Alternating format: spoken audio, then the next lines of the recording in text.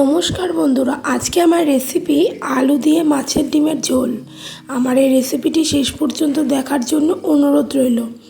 প্রথমে আমি একটা পাত্রে মাছের ডিম নিয়ে নিয়েছি। এখন এই মাছের ডিমের মধ্যে আমি কয়েকটা উপকরণ একে একে যোগ করব।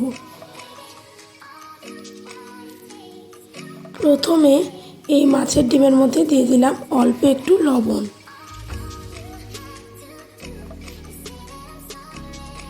দিয়ে দিচ্ছি হলুদ গুঁড়ো, দিয়ে দিলাম জিরের গুঁড়ো। এখন হলুদ, লবণ আর জিরের গুঁড়ো দিয়ে ভালো করে মেখে নিলাম। দিয়ে দিচ্ছি এর মধ্যে পেঁয়াজ কুচি দিয়ে ভালো করে মাখিয়ে নিলাম। এখন দিয়ে দেব ছোট ছোট টুকরো করে কেটে রাখা কাঁচা লঙ্কা,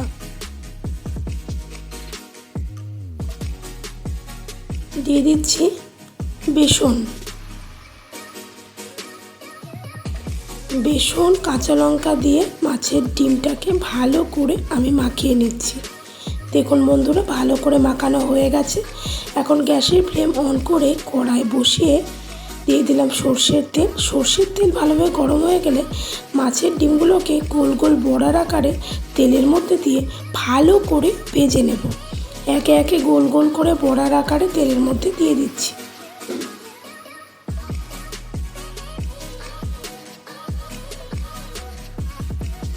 গোল গোল করে বড়ার আকারে তেলের মধ্যে দিয়ে দিলাম।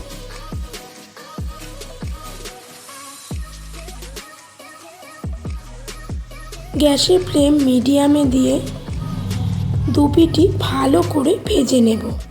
এক পিঠ ভাজা হয়ে গেছে, অপর পিঠটাও ভালো করে ভাজবার জন্য উল্টে দিলাম।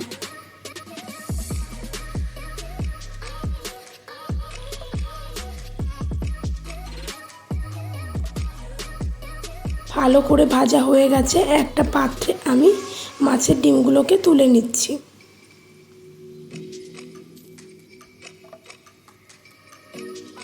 এখন ওই তেলের মধ্যে দিয়ে দিলাম শুকনো লঙ্কা,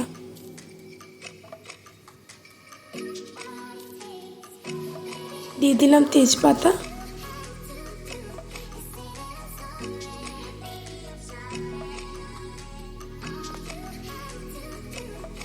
দিয়ে দিচ্ছি স্লাইস করে কেটে রাখা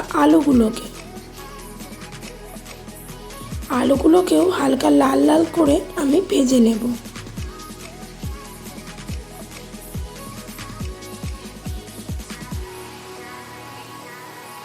দিয়ে দেব এখন এর মধ্যে পেঁয়াজ কুচি।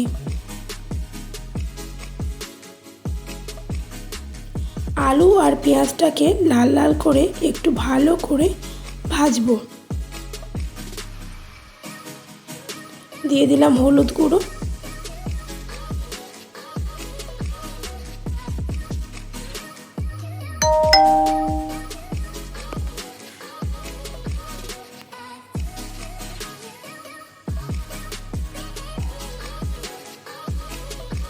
দিয়ে দেব স্বাদ মতো লবণ। হলুদ আর লবণ দিয়ে ভালো করে আলুটাকে ভেজে নেব। ভালো করে ভাজা হয়ে গেছে, এখন এর মধ্যে দিয়ে দেব জিরে, আদা, কাঁচা লঙ্কা বাটার পেস্ট।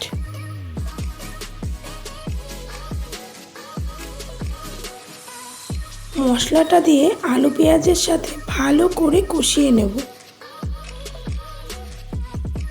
মশলাটা দিয়ে ভালো করে আলু পেঁয়াজের সাথে কষিয়ে নিচ্ছি।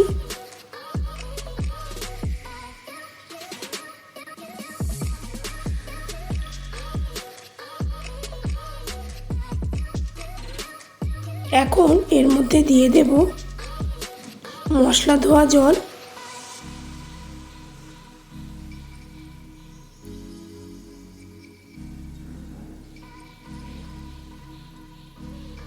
দিয়ে দিচ্ছি আর একটু জল যাতে আলুগুলো ভালোভাবে সেদ্ধ হয়।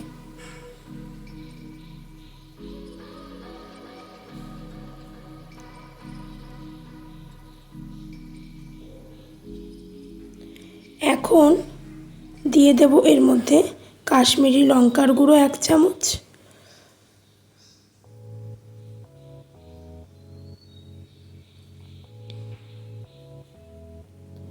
ভালোভাবে নেড়ে চেড়ে দেব।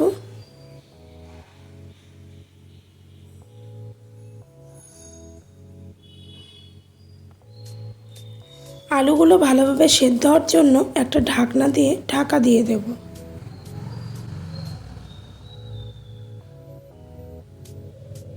ঢাকনা খুলে দেখে নিচ্ছি আলু কতটা সেদ্ধ হয়েছে।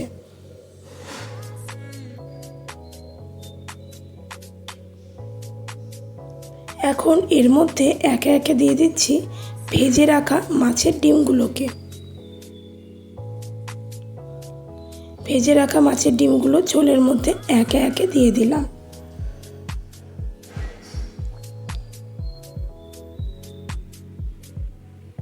আবার একটা ঢাকনা দিয়ে ঢাকা দিয়ে দিলাম যাতে মাছের ডিম আর আলুগুলো ভালোভাবে সেদ্ধ হয়।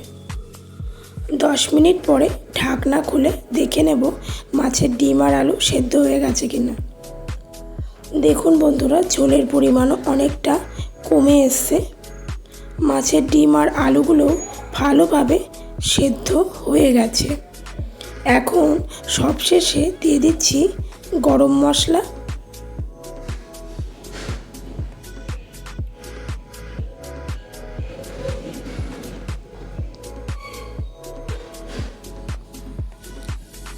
ভালোভাবে নেড়ে চেড়ে দিচ্ছি।